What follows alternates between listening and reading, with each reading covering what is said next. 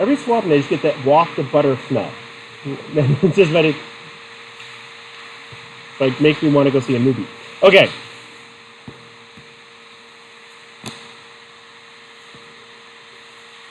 Okay, so I want you to, hopefully y'all are fine. There's like 6 or 7 people who watched the live stream on Monday, minus somebody who should have. Anyway, but so it means that there's some folks around that are starting not to come to campus this season. San Diego State, what do they do? Their UCSD is moving most of their classes online. San Diego State is after spring break, which is 2 weeks from now, is moving their classes online for the rest of the semester. So there's probably a good chance that we're going to do the same thing. So what does that mean if you don't have a good computer at home? You're not necessarily screwed, because hopefully we'll be able to make it so you can do whatever you need to do on your phone. Okay, it'll completely suck, but again, so you can watch. So what I will do is if they basically shut campus down, because we have next week. Next week we're going to have our little assessment on Wednesday next week. Okay, unless they close the campus down, then I'll put it up on Canvas. Okay, but then and the questions are a lot more concrete, not nearly as vague. There's actual like the email answers to the questions. Anyway, but if we have to go online, what I'll do is I'll end up recording small little 15 or 20 minute little chunks like this, like we do in class. And I'd really like it if people could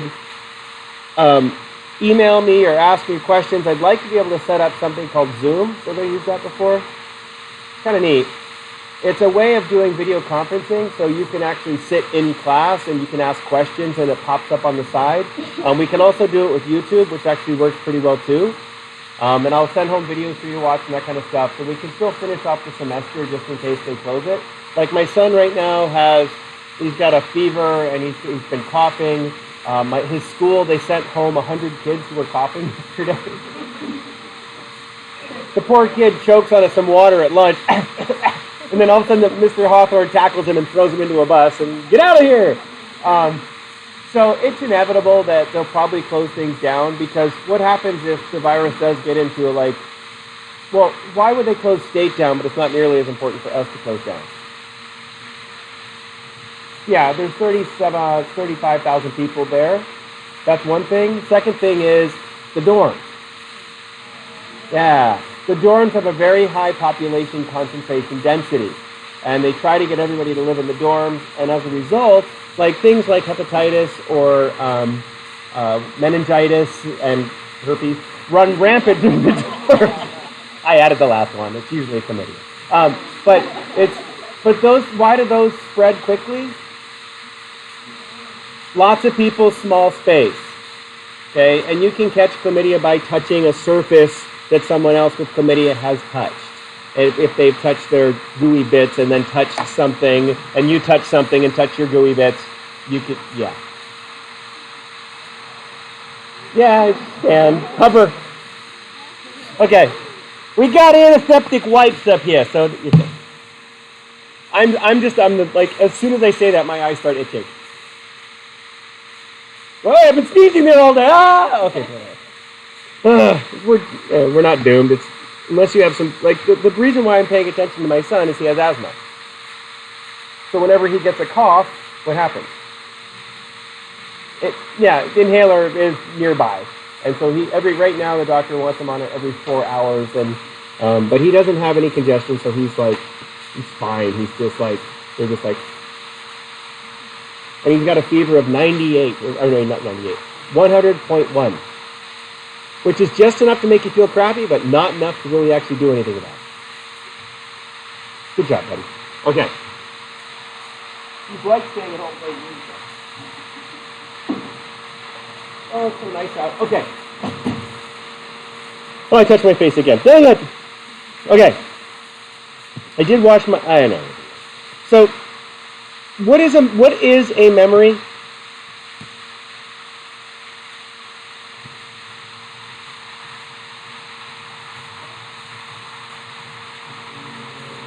It's okay. It's that's black on black. Doesn't work so well anymore. Okay.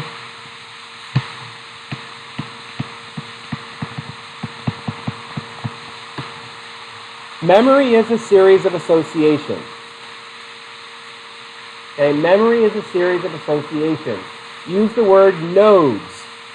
Nodes are where the sensory information crosses the other bits of information that you're trying to store. So when you encode things by the associations that they have, not by the actual real thing. You don't remember exactly what happened, you remember the associations of what happened. The associations rebuild the actual memory. What color is sketchy?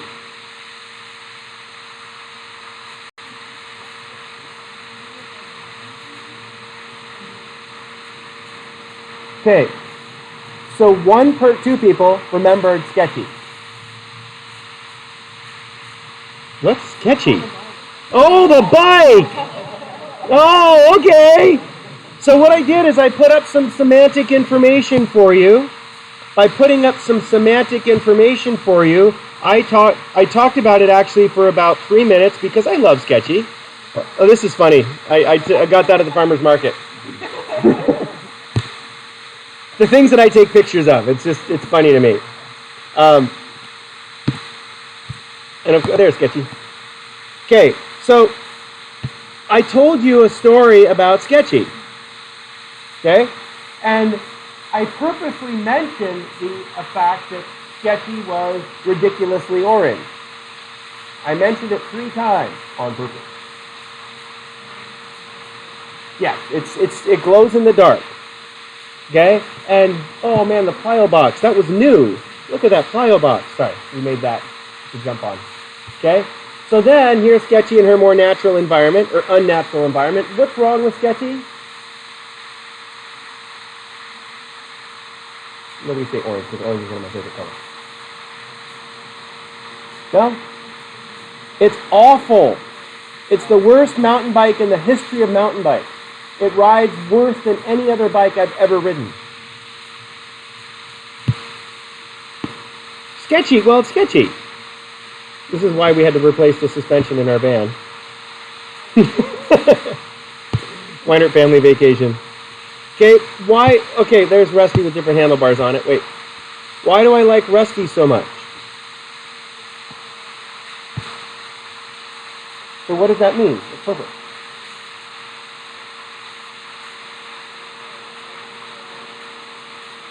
So it's an example of a bicycle that everybody else would recognize as an example of a bicycle. We use the word exemplar. So what you did is you took the term exemplar, and I said, what does Rusty represent? And you were able to connect the association of this to the exemplar. Okay?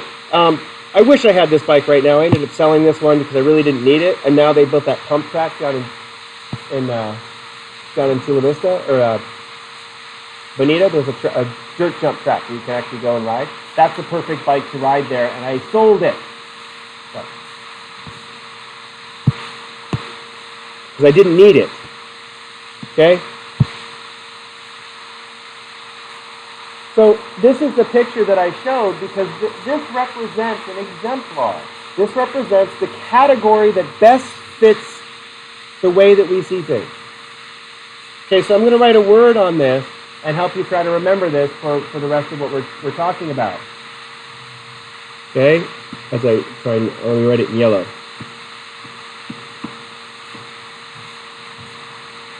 This is called a norm. We use this as called normative. Normative means an average. Rusty is an average bicycle. Not light. It's actually really heavy. Does it ride well? Yeah, it's surprisingly comfy to ride. Because they've been making them since the late 1800s. They started making this same model frame. And pretty much ever since then, they haven't changed much because they got it kind of right. It's not a great road bike. It's not a great mountain bike. but it can ride in the roads, it can ride in the dirt. It doesn't go as fast as some bikes, it's faster than other bikes. It is just an average bike. We use the term it's normative. Normative. Okay. So a couple people asked this question though before we get into what normative actually means, because what happens when you get a concussion? A few people ask this question. What happens when you get a concussion?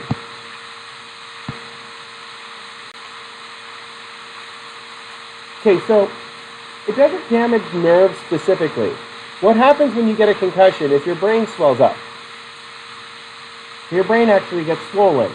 And you got to be careful because some concussions can cause longer problems. That was a really nice fade. That was awesome. You faded out for like, okay. Theta waves out. Perfect. Okay, I've only slept 5 hours last night, so I'm like doing the same thing, standing here. Okay, but I know 5 hours. I need 2 more hours somewhere. Right when I get home. Okay. Sorry. So when you have a concussion, your brain swells up. When your brain swells up, fluid doesn't flow around it very well.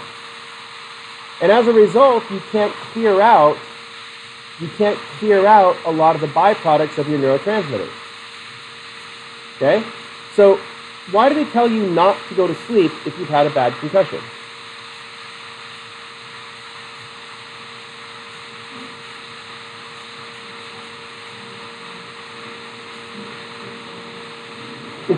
It's actually a little bit more scary than that. Sometimes when you have a lot of pressure on your brain is likely to have a seizure.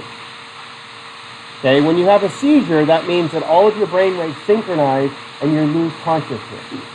So when you're going to sleep, it increases the risk of having a seizure. A neighbor kid, Sadie, is trying to work on her skateboarding. And of course, she's too cool to wear a helmet. So she did one of the old shoot off the back of the skateboard, cracked her head on the sidewalk. She had a moderate to severe concussion where she couldn't even watch TV. They didn't want her reading. They wanted her sitting in a dark room for a week. She was bored. Could she look at her phone? No. Did you have to sit? Yeah, okay. So why would they make you sit in a dark room for a week? So you won't stimulate your brain to allow the brain swelling to slowly come down. And then eventually they start allowing you to have stimuli again. She went pretty much insane for an entire week sitting in a dark room without any stimulation, yeah. But it's not so much your own thoughts that are the problem. What happens is when I look at a light or I look at the projector, I see these little dots moving. My brain does whatever the little dots, I can see the dust up in the projector light. And when you see the dust up there, your brain actually fires in the same frequency that the dust is flickering in. Right? So if you're watching a TV screen, does a TV screen flicker? Yeah, like my computer screen, this computer screen is cycling at 60 cycles per second. So you can't really see the computer screen flickering, but if I move my hand really quickly in front of it, you can almost see it flickering a little bit. But if you do that in front of a CRT TV, you see like 7 hands going in front of it?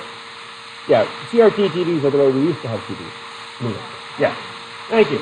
I do too. Old CRT tubes. Most of your computers and your phones flicker so fast, I think the flick... Hey Google, what's the refresh rate on a Google Pixel 2? 60 hertz. Okay. Here's a summary from it. Thank you. Okay, so my phone refreshes at 60 hertz, so you can't really see it flicker. It flickers so fast that, but when if it's anywhere around 50 hertz, you can see it flicker. One of the computer monitors in my office was set to 55 hertz for some reason. And out of the corner of my eye, what did I keep seeing when I'm looking at my computer monitor? Flicker, flicker, flicker, flicker, flicker. I look at it, gone. Flicker, flicker, flicker. Infinitely distracting. But that flickering, if I had a concussion, what could that flickering trigger? A seizure, because your brain would synchronize to that flickering, which can increase the probability of having a seizure. And so anytime you turn the light on or turn the light off, what could it increase the risk of? Seizure. Anyway, So after your brain has stopped swelling, then you can start stimulating again. But every concussion that you have, the brain stays swollen longer. So every concussion is more severe. So think about professional football players who've had like 30 or 40 concussions. We call it the Stan Humphries effect. Anybody see Stan Humphries' last football game? He played for the San Diego Chargers. He got hit, and he stood up, and he looked like a chameleon. One eye's looking this way, one eye's looking this way. And his eyes looked all bugged out, and he's like this. And you saw the trainers on the sides like, he's done. That's it. That was his last play that he played. Because what happened if he kept getting more concussions? Permanent brain damage. And there's a lot of research that is looking into the 1970s and 1980s football players. Because there's something happened in the 1970s, 1980s. Steroids. The athletes got bigger, stronger, and faster and started hitting each other harder and harder and harder to the point where they were seriously injuring each other's brains while they were fighting, playing football. You don't see nearly as many head injuries in boxing as you do in football. Anyway, they should wear soft helmets is the answer. Because, yeah, you're hitting your head against, there's padding inside the helmet, but you're hitting it with another hard helmet with the same mass. The shock wave just goes through the foam and right into the person's head. The same thing a lot of military people suffer from repeated concussions. And the concussions in military people are things blowing up near them. Does that cause concussions?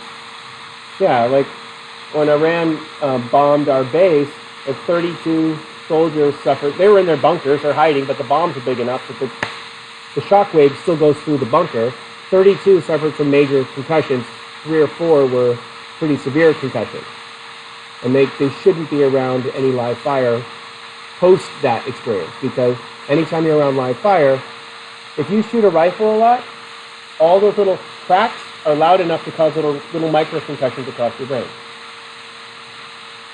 And so, like in our neighborhood, no, okay. Anyway, no one's been shot lately. The last person was killed with a bicycle wrench. Yeah. Okay, that's our 7-Eleven. Yeah. Okay. So when you think about a concussion, what does it disrupt?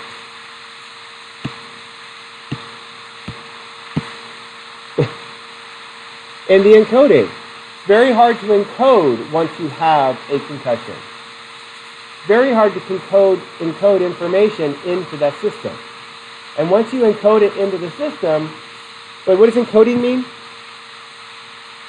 It has episodic in places here, but what does encoding mean?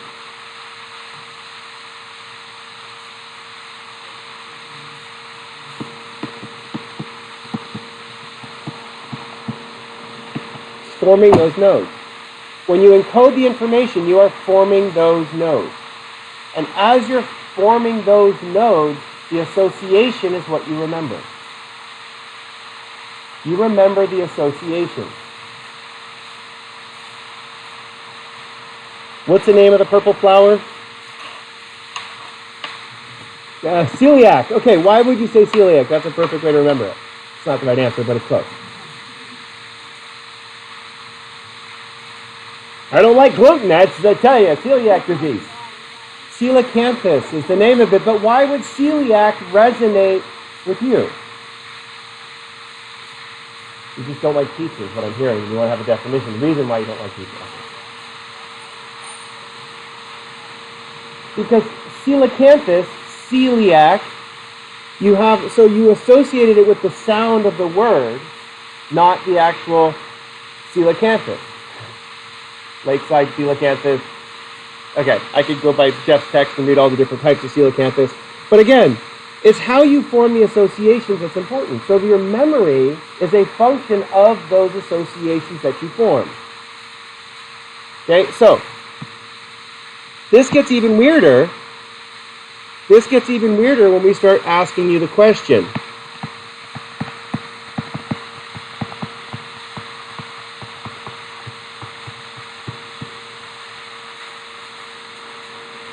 there's 2 chapters left that we really want to cover today and then on Monday. And I'm trying to decide, I might cut one of them out, but how do you choose a behavior? How do you choose what to do?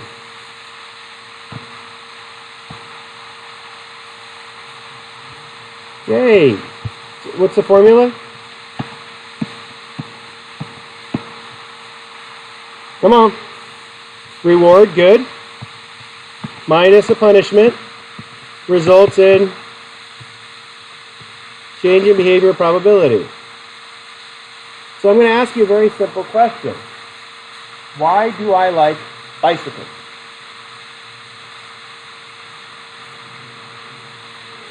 What's the reward for bicycles?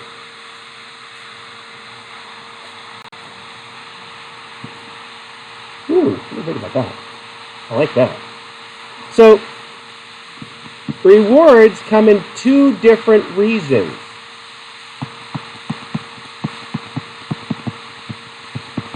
Intrinsic rewards or extrinsic rewards.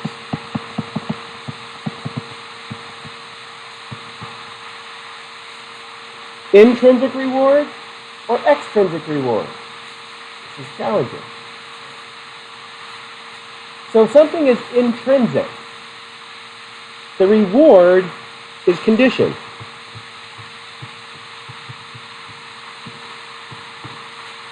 If you ask, why do you like bicycles? The answer is, because I like bicycles.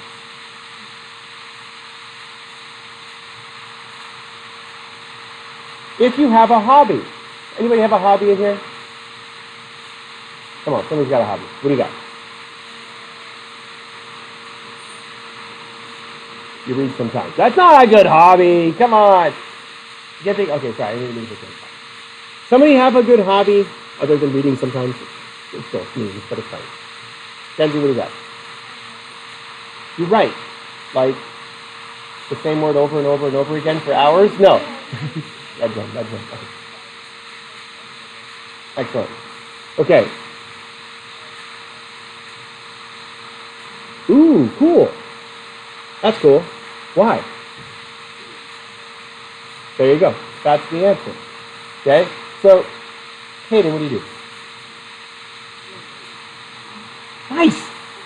Here, cooperative. No. Okay. But you like to write stuff. Same genre? Fantasy. Okay, cool. Okay, and so, what's the reward for writing?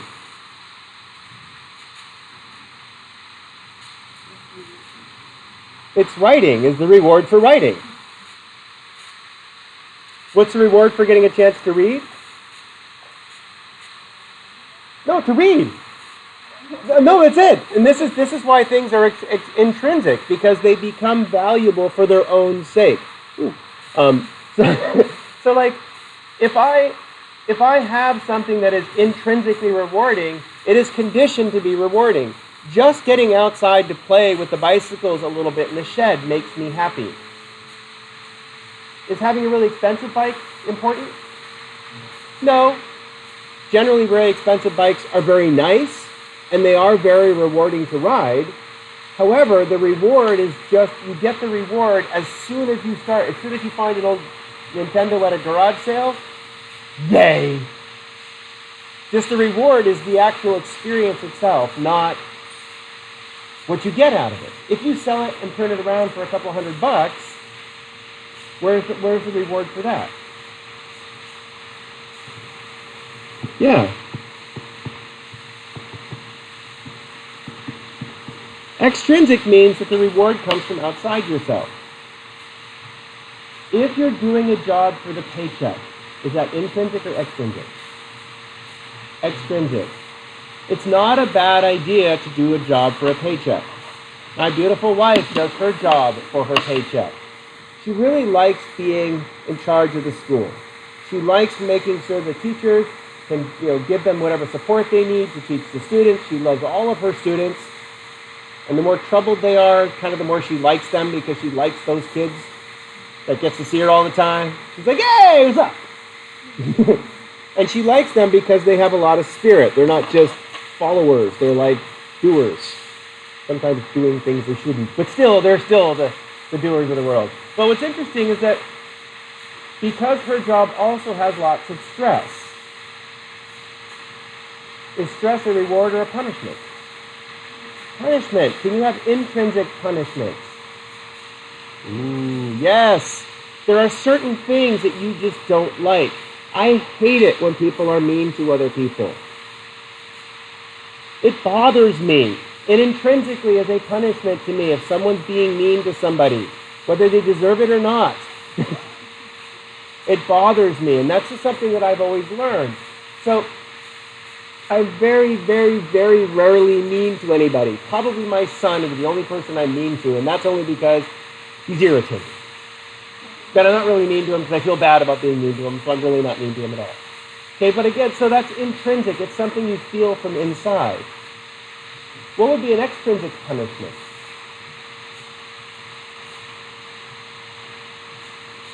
Someone punishing you. Afraid of somebody punishing you. So intrinsic punishment would be things like guilt. Ooh, guilt. Why do you feel guilty?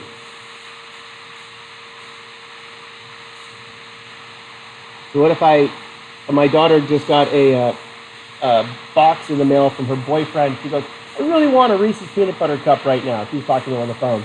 So yesterday she was home sick from school.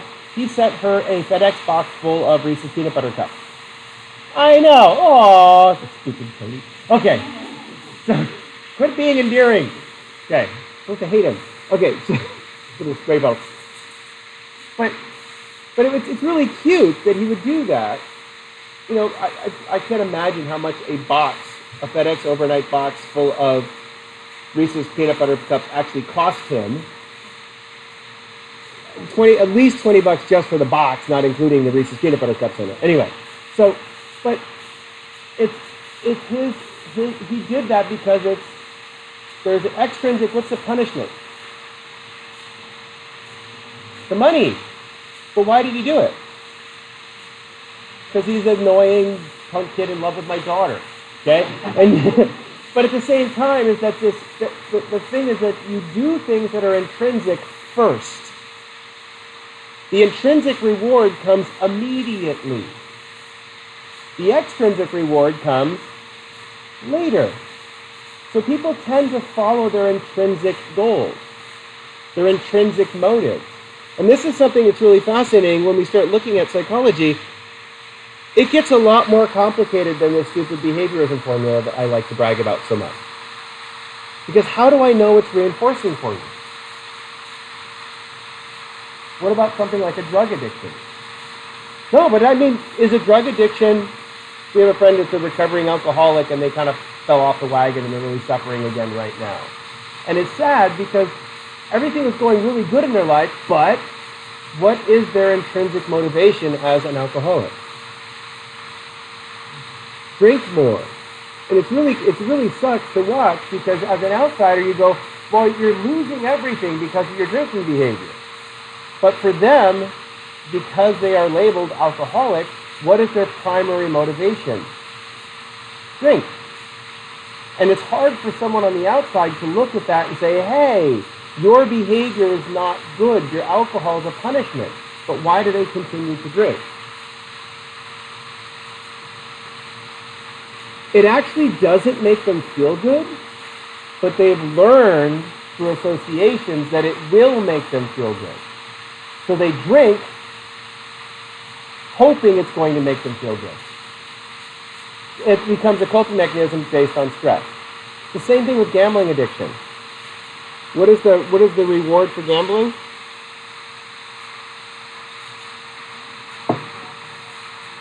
It's the anticipation of winning is the addiction for gambling. The anticipation of winning. And whenever you gamble, what do you get? Well, no, that's the reality. But unless I'm going to pay off this time. I know. My dad died from alcoholism, and so we spent a lot of time dissecting this, my brother and I, because he goes the same way. He's going probably the same way as my dad. He's 52 right now. My dad died when he was 52. My brother's health's actually in good shape, but still, his drinking behavior is not healthy. How come I don't drink much? I watched it as a kid growing up. I watched my dad drink a lot, and I never thought about it as a kid. But in hindsight, now that I see it, alcohol is just not intrinsically rewarding for me. It just doesn't have that intrinsic joy. And I probably would have enjoyed a stupid concert we went to if I did drink, because everybody else was hammered and enjoying it, and I'm like, this is stupid. I do enjoy drinking alcohol. I did have a very nice beer before we went to the concert, but I had one because I know that the alcohol has a negative effect on my body's liver. Okay, so extrinsically, you can start looking at, is one of these better or worse than the other? No, they both change your behavior. They both motivate you. What's important for you to realize is that there are both factors. Should you just follow your intrinsic motivations? No, because a lot of times you'll just be sleeping all the time. Yeah, because it's like, is it intrinsically motivating to sleep? Yeah. Something is natural, okay? But at the same time, so I'll give you an example of college. A couple of my students a couple of years ago, the parents said, I'll give you a new MacBook if you get straight A's. Okay? So one of my students was like, yeah, I'm going to get straight A's. And they worked their butt off all semester and got an A. The other student that had the same deal going, not related, waited till the last minute and tried to get an A at the end of the semester. Why do you shake your head? It's not too late if you ace the final. So he Adderalled up and tried to memorize everything for the last couple of weeks. Well, it's not healthy, but why would he do that? Say it louder. To get a MacBook. No, so what he said was, I need an A to get a MacBook. The other person said, I'm going to work to get an A this semester and I get a MacBook. Same behavior-ish. Same basic end of behavior, but the difference is the way that they went about doing it. If you choose a major because of the amount of money that you make at that major, does that mean that you are going to hate it? You could end up hating it, but let me tell you a story about Dr. Dave Detweiler. Dave Detweiler he taught here, and then he got a job at MiraCosta College. MiraCosta College is the highest paid community college in the United States, up in Oceanside. Okay? If I were to go work there, I would make $30,000 a year more than I work here, teaching 5 less classes a year than I teach here. Damn! Okay, I did apply and I made it to final interview, but that's not important. I did not have enough ethnicity and diversity training, so I was not hired. I do now, but there's no doubt. Now, I don't want to go there though, even though the extrinsic reward would make it significantly worth it. That's a lot of extra money, especially if I taught overload. I could make enough money so my wife could stay home and be her stay-at-home dog mom that she really wants to be. For spring break, she wears her stay-at-home dog mom t-shirt every day. Okay. So Dr. Detweiler, let me tell you his story. Is he good at what he does? You don't get hired at MiraCosta by half-assing your life. Just saying. You have to be really good in order to get hired there. I wasn't good enough. I didn't get hired there. Now I am, but I'm not. So. Okay. That was 2005, 2004. Okay.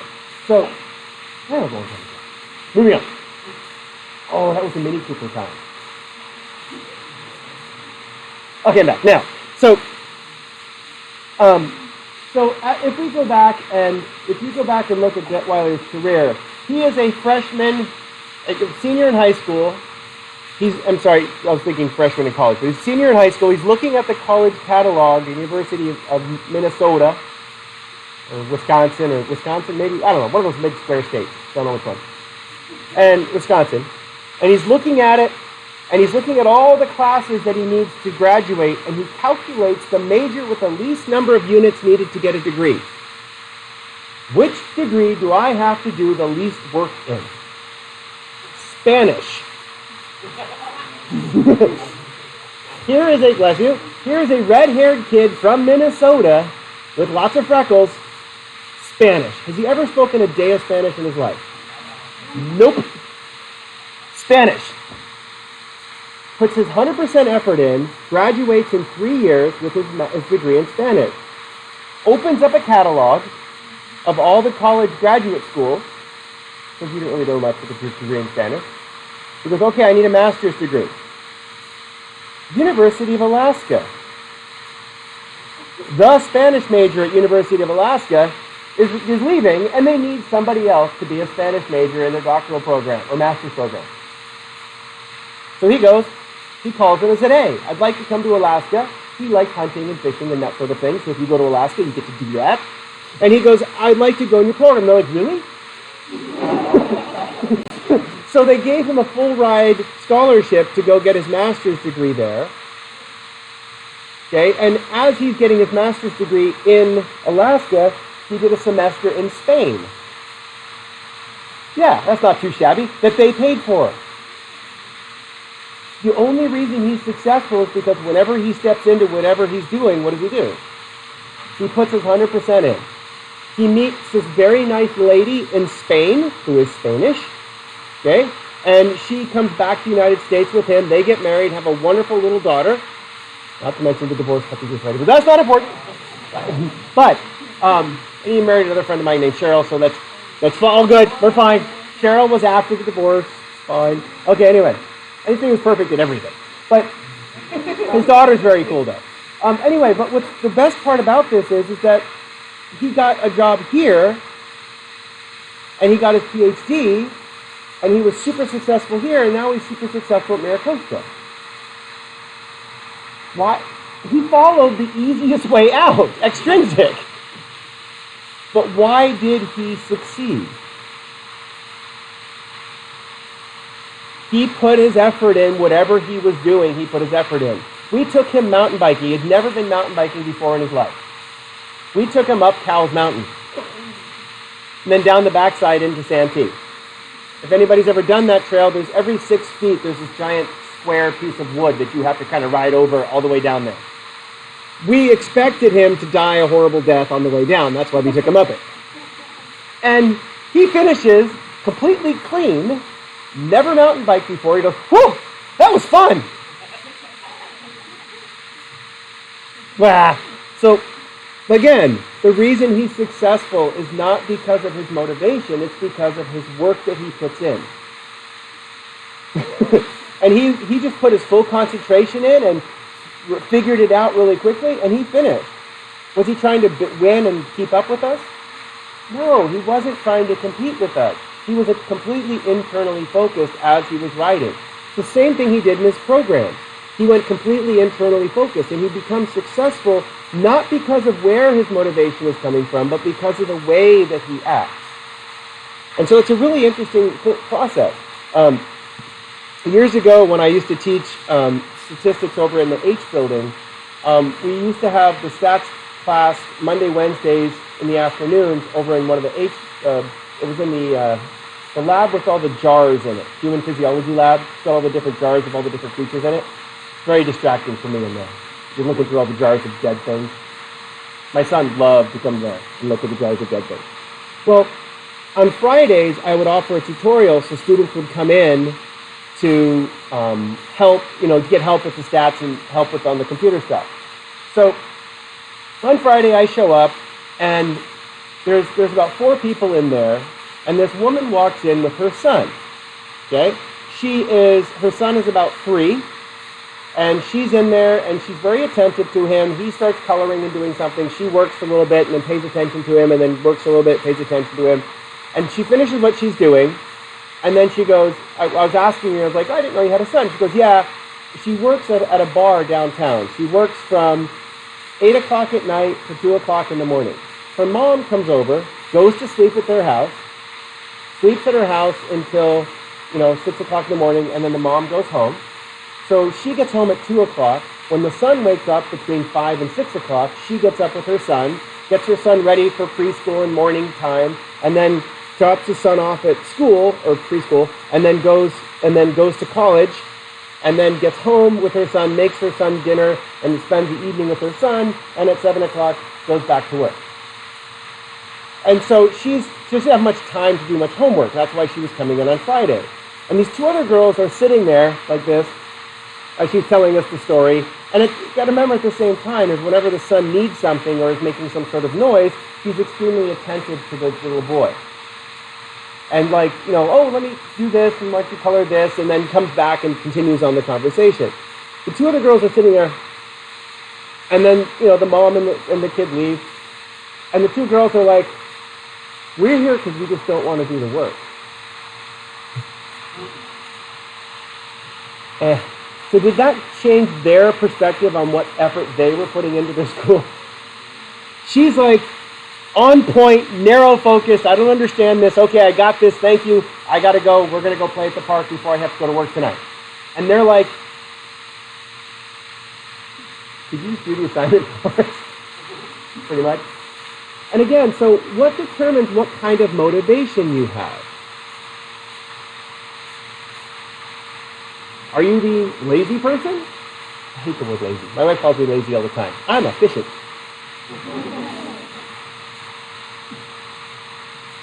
Hey Google. Sort of. Text Caleb Weiner.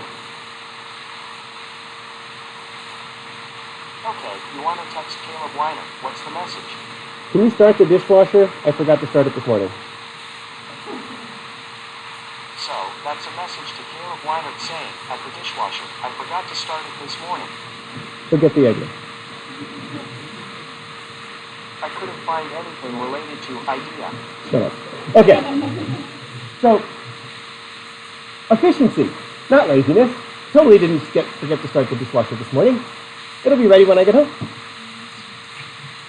If Caleb wasn't home, who would I have texted? The dog. No. She hasn't paid her cell phone bill. My father-in-law who lives down the street. Hey, can you go start the dishwasher? I did remember to start laundry this morning. Okay. So in order to understand your motivation, what we start to have to understand is this thing. Norms. So we're going to throw a couple fancy words at you. We're going to throw a couple fancy words at you to help you understand exactly where your motivation comes from.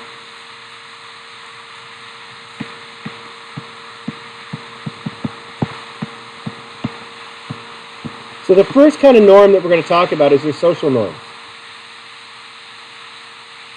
So what's a social norm?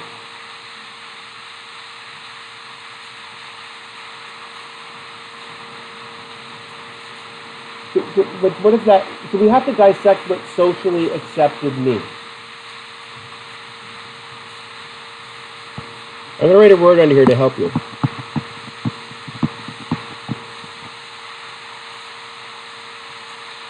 What's an exemplar? Rusty! Oh.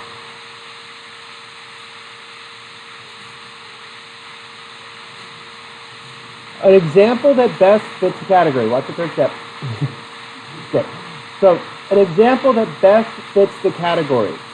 So if somebody fits what we see as being normal, what do you say? That's the way people are supposed to be. What sets your exemplars?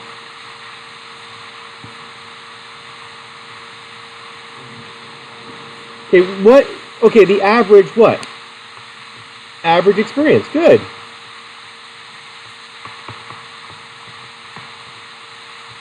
So I talk to a lot of people because I talk to everybody, and I talked to a person at my daughter's volleyball tournament a couple weeks ago who'd never seen a bike with the big fat tires on it like my bike has. And so he's just never seen a bike. He's seen pictures of them, but he's never seen one in real life and never talked to anybody about bikes with the big fat tires like my bikes have. And so he was asking me questions about it. And now that I talked to him about it, I even let him ride it around a little bit at the beach. Now, does that change his experience when he looks at that picture online of the fat tired bike? Yeah, so if I put the Pugsley up here. The Pugsley's name is the Nimble Beast because we actually had it printed on the frame. It's the Nimble Beast. Now both tires match the decal. Okay. It's kind of leaning next to sketchy. But what is noticeable about the Nimble Beast? Big fat tires. And people are like, what's with the big tires? And I always say, I'm compensating, or something stupid. Or my favorite one is, I don't know. Why do you have such big tires? I don't know. And then just leave. Anyway, but so the Nimble Beast, it's a really fun bike, but is it unique or is it very common? It is pretty unique. Back when I got it, they were very rare. Back in the old days, this guy back in Vermont used to race mountain bikes in the snow, long before these bikes were made.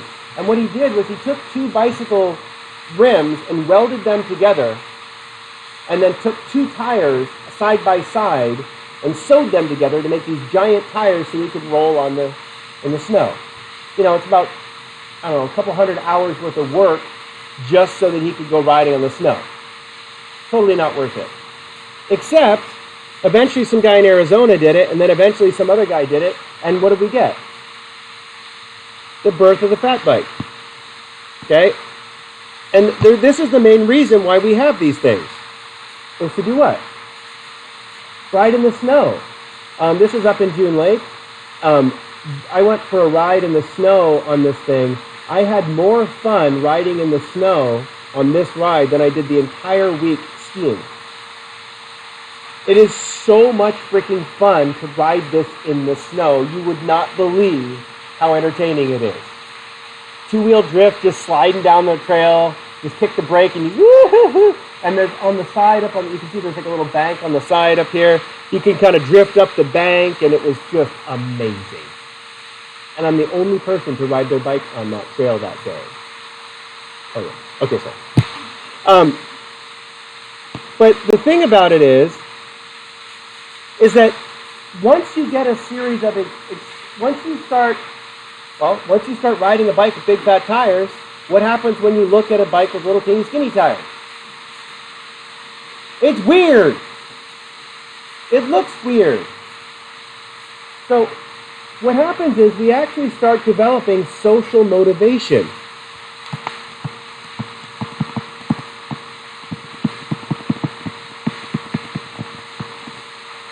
And to really explain the social motivation, I have to give you a guy by the name of Maslow.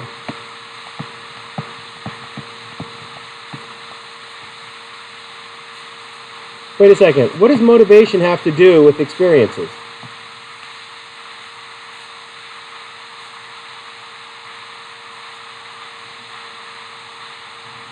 Okay, I'm going to word the drive.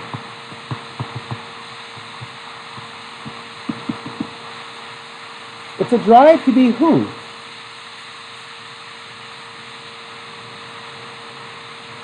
Oh, I don't think a lot of you want to be like everyone else. Well, how do you know you're better? You could just shave half of your head. You want to be different, but by whom? Oh, I don't want to be accepted by society. Half of society votes for people I don't like. I don't want to be accepted by some people. I purposely irritate a lot of people just because I have a very high femininity score, and I really love messing with people with high masculinity scores. Just because. It makes me happy. How come I don't want to be associated with the folks with a very high masculinity score?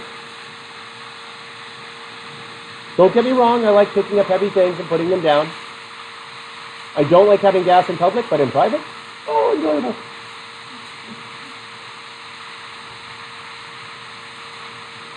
Okay, I do like having gas in public, but that's not important. Let's not talk about that anymore. Now, but again, I do have masculinity, but why don't I like the hyper male? Why don't I like the people with super high masculinity?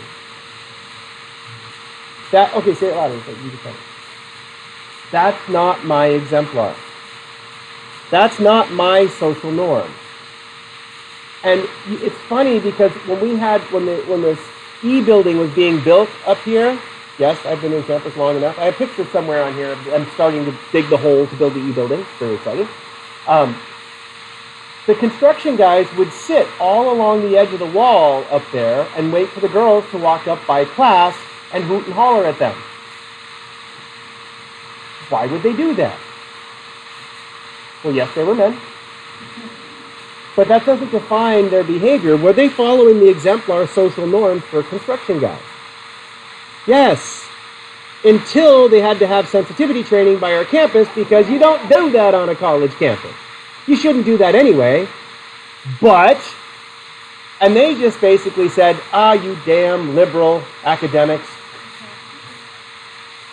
No, they're still good at their job, so they kept around because, but we only have 2 master class welders, sir. Okay, we'll let the asshole work and keep him quiet. To get to master class welding, it takes a lot of skill, and you can be an asshole, but if you can weld well, Okay. Our neighbor just got he is a welder, and he just got his titanium and his stainless steel welding certificate. He hasn't built me a bicycle yet, but I keep asking. So, that's actually my goal this summer, was to build a bicycle by myself. But I'm a little behind schedule on that, because I haven't learned to weld yet. PVC would work. Yeah, it would. Unless you fill the tubes with foam, then it would be strong enough. But never mind, okay. Plywood, I was actually thinking. You cut it out of plywood. I've seen there's forms online you can like that. Okay. So I want to talk about Maslow because you have this thing called yourself at the top. Brace yourself. This is seriously psychology.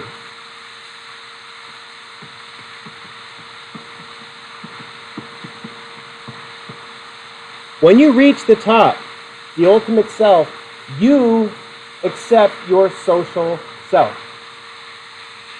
You become the social self that you want to become. In other words, you are your exemplar. Does everybody get there? No. Because what stands in the way of yourself? You. So Maslow, So Maslow came up with this idea that this is our ultimate goal. You to be your own exemplar. The problem is, it's built on a foundation of motivation. Okay? The bottom levels of motivation are biology. What's the first thing that you need in order to develop a self? A pulse. Body's not good enough. No zombies here. We need a pulse.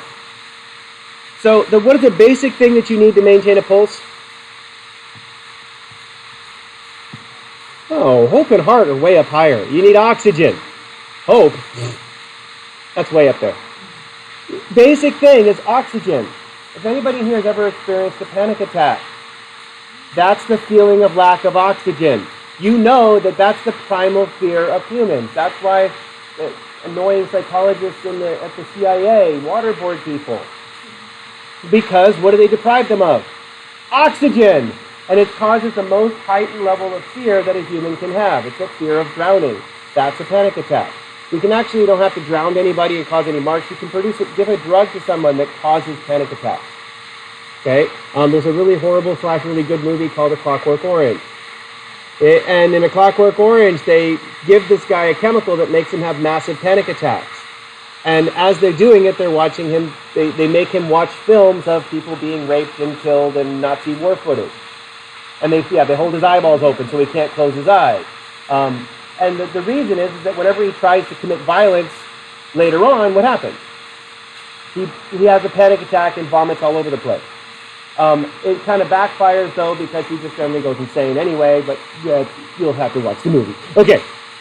But this is your basic biology. Okay, which I wrote biology right there. So what are the other basic things that you need? Yeah. Well, not DNA. This is things that you need to do, not need to have. But so, yes, you do need DNA. Otherwise, you turn into a giant blob of jelly. Okay. insert the movie slide here. Okay, so oxygen, water, food, those are the basic things that you need. We call those basic needs. People are motivated to satisfy these basic needs, and this is why it's really sad in places like Syria. What's happening? People are having severe problems with body temperature because it's cold there right now. And there's nowhere to go or to hide or it's either get bombed or get bombed. Blah, awful. Okay, and as a result, they're struggling for these basic biological needs. People are willing to risk their lives for lots of things to try to get these basic biological needs. And the second part of it is safety. Safety. These two basic biological needs really do govern the animal that's inside of us. This is our basic animal self, our biology. But if you're not in a war space, most of us have these things kind of satisfied right now. Most of us have these things. There are places in our neighborhood, though, that safety actually is troubling. You do not go to our 7-Eleven too much after 11 o'clock at night. Just on the corner of Rolando and El Cajon Boulevard.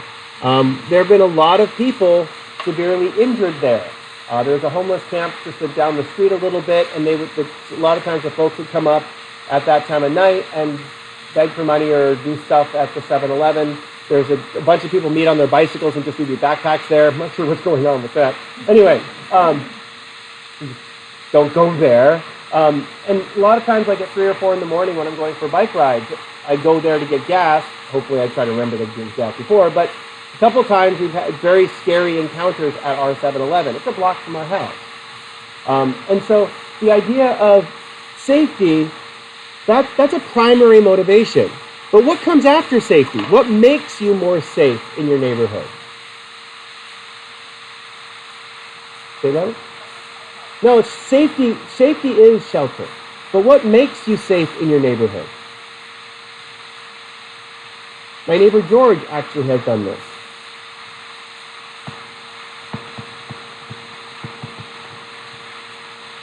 George knows most of the homeless folks in our neighborhood. He's an old guy that lives down the street. He goes for walks every morning. He collects cans and gives them to the homeless people.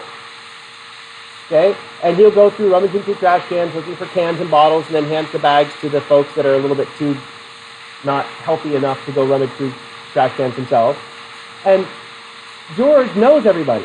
Is George safe going there first thing in the morning? Why? Belongingness. Well, it's not because they're intrinsically, he checks and makes sure how they're doing. He asks them questions. He talks to them. I know a lot of them. He associates with, treats them as people to tiptoe around or walk the other way. He treats them as actual people. So he has belongingness. And so it's fun because George has made himself one of them.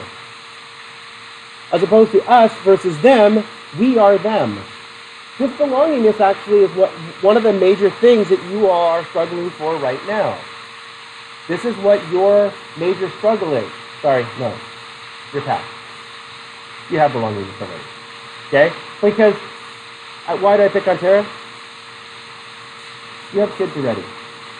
A lot of young people in here who don't have little families, their belongingness is dependent on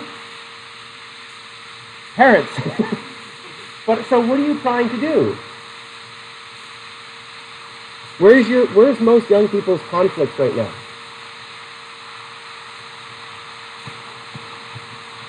Between safety and belongingness. High school is an entire struggle of belongingness.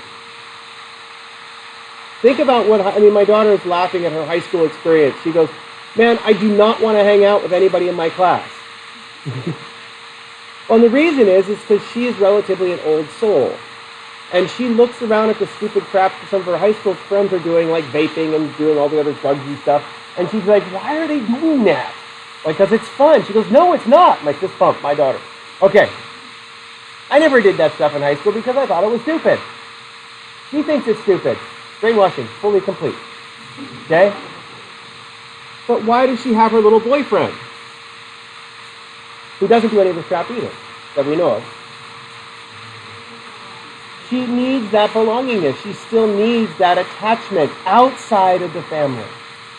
Because it turns out there's two sides of this triangle. Okay, so I'm going to get rid of the biology side because it's not really biology. Oh, there's 0. Whoa, come on. There we go.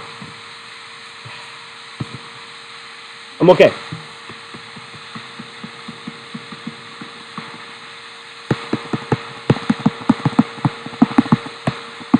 There are two paths up this triangle to try to find your true self. There's an extrinsic path. The extrinsic path comes from rewards from the outside world. This is the cliques in high school.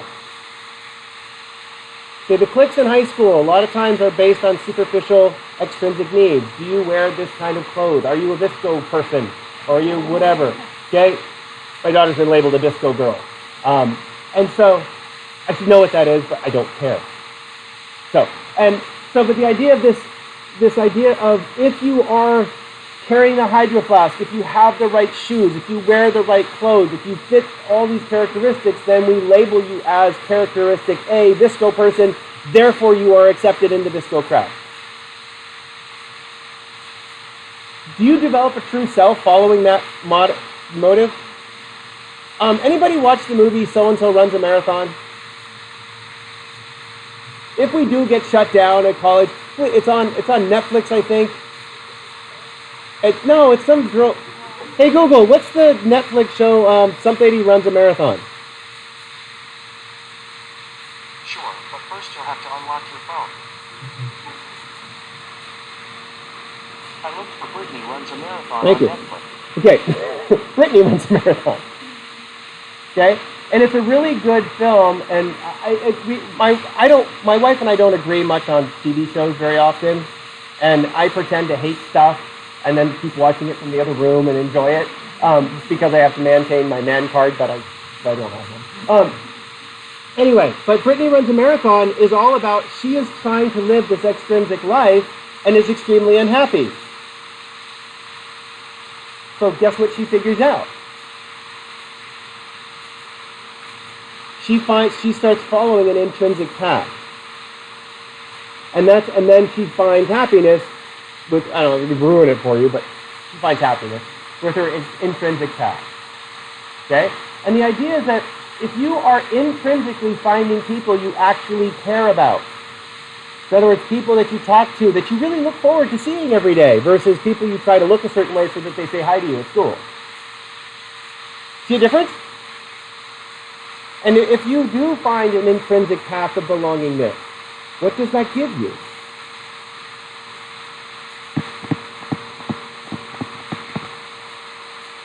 The next level in Maslow's little hierarchy is respect.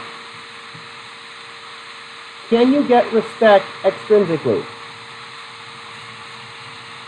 Yes. Other people can give you respect. Okay, so how could somebody give you respect?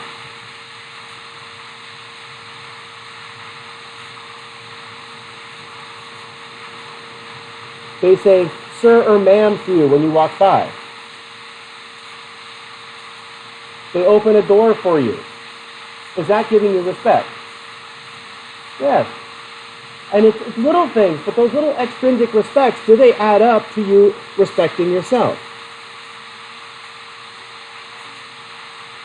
If other people give you respect, it's easier to respect yourself.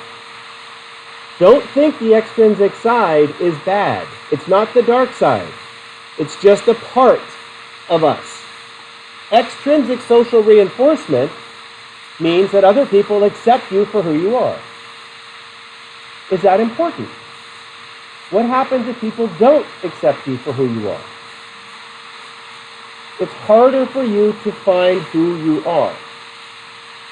So this is why people struggle for belongingness, because what you're looking for is a group of folks that accept you so that you can feel comfortable in your own skin. Wow. Told you, psychology. Okay, so now, does anybody know another word for respect?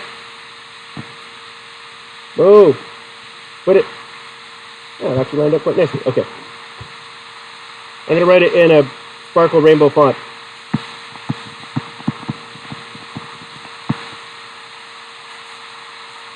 We use the word esteem. This is a very irritating thing because they talk to you about this all the time in high school and your brain's not ready for it yet. It's called self-esteem. Well, you need to work on your self-esteem. You're cognitively not ready for your self-esteem yet until you get here. Now your self-esteem matters. What does self-esteem mean?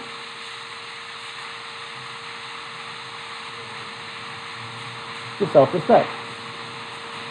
Do you respect yourself? In other words, when you make a decision, do you second guess yourself? Or do you go, yes, I'm making a decision? Intrinsic or extrinsic? Okay, in psychology, what's always the answer? Both. It's always both. That's why the exam questions are so annoying. What's the answer? Yes. Okay. How do you get self-esteem?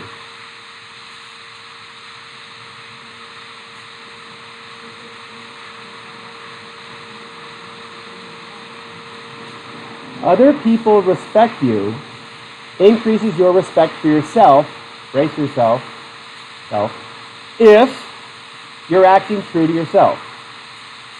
If you're being yourself and other people like you, your self-esteem goes up. If you're being a fake self and other people like that fake self, what happens to your self-esteem? Oh no. And it's actually kind of funny. Dr. McGreevy was one of my wonderful friends that worked here. He was old and grouchy and short and fat, Santa Claus style, and he was, in person, he is an absolutely wonderful person. In classroom, he was an asshole. He'd yell at students, like if you're sleepy, he would, I make fun of you, but I'm sorry.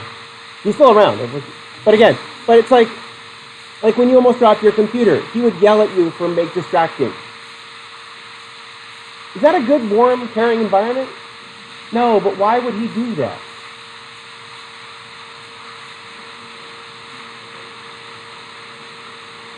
In his world, he didn't want to relate to students. He's 70 now, 73 now. He was 70 when he retired, and he just could not generationally handle students, so he purposely separated himself from students. Students hated him because he's a jerk. He got OK Boomered a lot before OK Boomer was even a thing. Okay? But the reason why is because he was playing a role. He was playing a social norm. His social norm of college professor was old guy who stands up with beard in front of class and shouts at them. All right. Okay. But intrinsically, what did that do to students in his class? Lowered their self-esteem.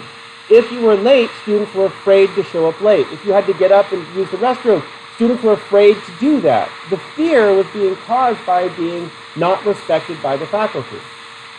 And so the success rates in his classes went down because students didn't respect themselves. If students didn't respect themselves, students didn't try hard because they didn't think they could be successful. Boy. But what's great is that a couple students who are a little bit older really understood him and got a lot of his subtle little dry jokes that he made and thought he was great. Younger students just put up the wall because he put up the wall toward younger students. And I'm not going to pretend that I can relate to young people. My daughter tells me I'm irrelevant constantly. So I'm fine. Okay, Dad. Okay, Boomer. Okay? But the difference is that this is something that I've really tried to practice in the last 10 years or so, is really respecting you as people. And that's why, do I get mad at you if you're not here? No, because you have life outside of here. I understand that. Okay, if you're late turning stuff in, I don't care. Okay, and the reason is because I know you have life outside. What's funny is that I don't have a lot of students turning stuff in late. Because I give you the respect to turn it in, and you give me the respect by turning it in on time. Now, there's a bunch of folks that didn't turn in that first assignment. I'm guessing it's because You didn't know it was there, so I sent a gentle reminder out this morning. If you're not checking any sort of email, I think you'll probably look at your email. How do you know what email I'm sending stuff to? Whatever WebAdvisor has is the email that I'm sending stuff to, which is very embarrassing if you were taking my human sexuality class a couple years ago and you registered with your mom's email. Here are the slides for this class. Click. Ah! Okay. Especially the whole warts one is just amazing. Anyway. Anybody speak Office? It's a perfectly normal penis, except it's got warts on it. Look at it, everybody. Okay, sorry. My son has been now watching The Office because he finished all the Simpsons. That was a whole semester's worth of wasted time. Okay, real quick before we end. So, your self-actualization. I want you to think about this. This is a lot of very complicated thing, and we'll talk about more with social norms next time. But your self-actualization is a function of your path up this pyramid. Do you think you ever achieve your true self? No, it's not a thing that exists. It's a motivation. It's not a thing that exists. It's mindfulness. It's not a thing that exists. It's a motivation. Okay.